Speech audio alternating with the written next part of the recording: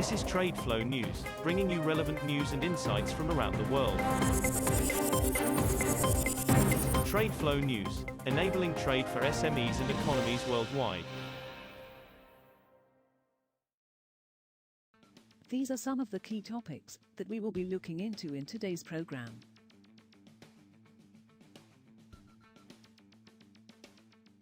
First, let's take a look at the overnight headlines which are impacting the commodity markets. U.S. crude oil stockpiles fell more than expected last week, with inventories at the key Cushing, Oklahoma, storage hub dropping to the lowest in over a year, while gasoline and distillate inventories rose, the Energy Information Administration said on Wednesday. Crude inventories fell by 2.2 million barrels in the week to September 22 to 416.3 million barrels, compared with analysts' expectations in a Reuters poll for a 320,000 barrel drop. Crude stocks at the Cushing, Oklahoma, delivery hub for U.S. crude futures fell by 943,000 barrels in the week to just under 22 million barrels, their lowest since July 2022, the EIA said. Russian President Vladimir Putin on Wednesday ordered his government to make sure retail fuel prices stabilize and urged additional measures to balance the domestic market following the introduction of a ban on gasoline and diesel exports. Putin told the cabinet it needed to act swiftly and that reviewing oil industry taxes was an option.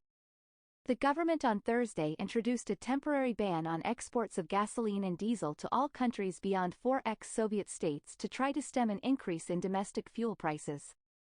Moving on to the top news in the energy sector. Oil and gas activity in 3 key energy-producing U.S. states has been rising with the latest jump in energy prices, according to a survey released on Wednesday, signaling a turn in producers' sentiment even as their costs have risen too. The survey showed new optimism in the oil patch after a series of dour quarterly reports and rising costs for oilfield services. Exploration is driving the increase, with the survey's index of business activity reaching 10.9 in the third quarter, from 0 in the second.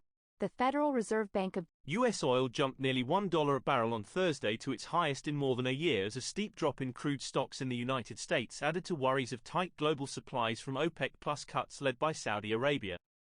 U.S. West Texas Intermediate Crude Futures, WTI, led the charge, rising above $95 for the first time since August last year. WTI was at $94.60 a barrel, up 92 cents, or 1%, by 0145 GMT.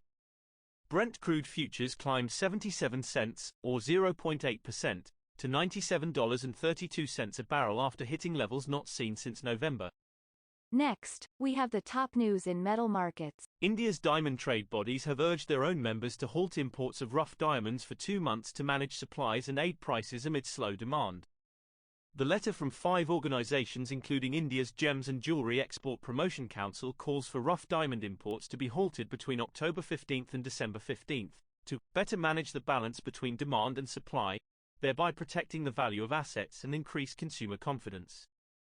Exports of gems and jewelry by India, which cuts and polishes 90% of the world's rough diamonds in an industry that employs millions of people, fell nearly 4.4% to $12.4 billion by value between April to August this year, compared with the year before, according to government data.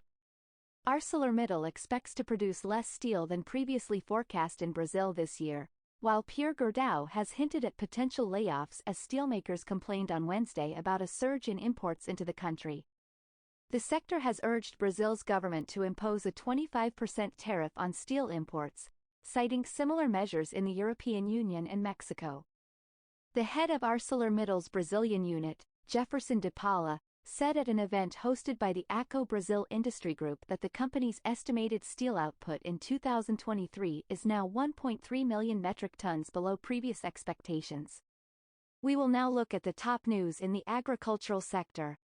South African farmers are expected to harvest 6% more maize in the 2022-2023 season compared with the previous season, the government's Crop Estimates Committee, CEC, said on Wednesday. The CEC's latest summer crop forecast estimates the 2023 harvest at 16.40 million tons, up from the 15.47 million tons harvested last season. The previous estimate, published on August 29, was 16.41 million tons. The harvest is expected to consist of 8.5 million tons of white maize, used for human consumption, and 7.9 million tons of yellow maize, used mainly in animal feed.